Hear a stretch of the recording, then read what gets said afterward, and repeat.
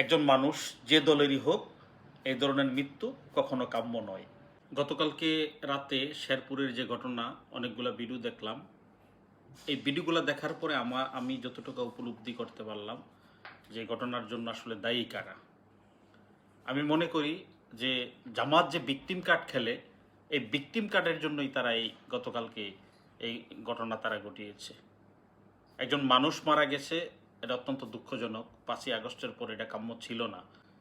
5ই আগস্টের পরে আমাদের উচিত ছিল এগুলা থেকে বের হয়ে আসা, কিন্তু আমরা বের হতে পারছি না।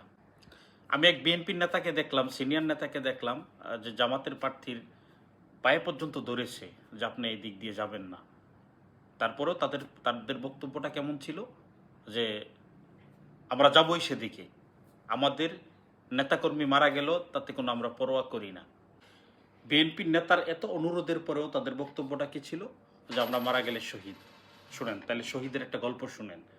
আপনি ছাত্র শিবিরের শহীদের যে লিস্ট, এর মধ্যে কিছু নাম আপনি খুঁজে পাবেন যারা হাটাজারি মাদ্রাসার ভিতরে আক্রমণ করতে গিয়ে মারা গেছে, তাদের কিন্তু শহীদের লিস্টে তারা নাম উঠায় রাখছে।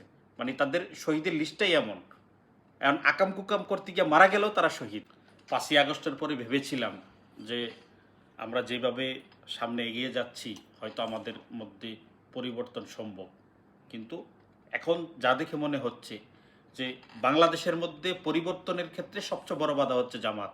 আগে ছিল আওয়ামী লীগ, আওয়ামী লীগের যে দায়িত্বটা সেটা জামাতের কারে দিয়ে এখন সেই কাজটা জামাত সেই দায়িত্বটা পালন করছে। আর এই বিষয়টা নিয়ে আমাদের কিছু কৌদুদি বন্ধুরা আছে যাদের দেখে মনে হচ্ছে বাংলাদেশে ইতিপূর্বে এই ধরনের নির্বাচনী সহিংসতায় কেউ প্রাণ হারায়নি। পরিশেষে আমি জামাতকে বলবো, এই ধরনের ভিকটিম কার্ড, ধর্মীয় কার্ড এগুলা খেলা বন্ধ করুন। আগামীতে সুন্দর বাংলাদেশ গড়ে তুলতে সাহায্য করুন এবং বিএনপির নেতাদের প্রতি আমি আহ্বান রাখবো, এই ধরনের উস্কানিতে পা দিবেন না। ওরা চাচ্ছেই ভিকটিম কার্ড খেলতে।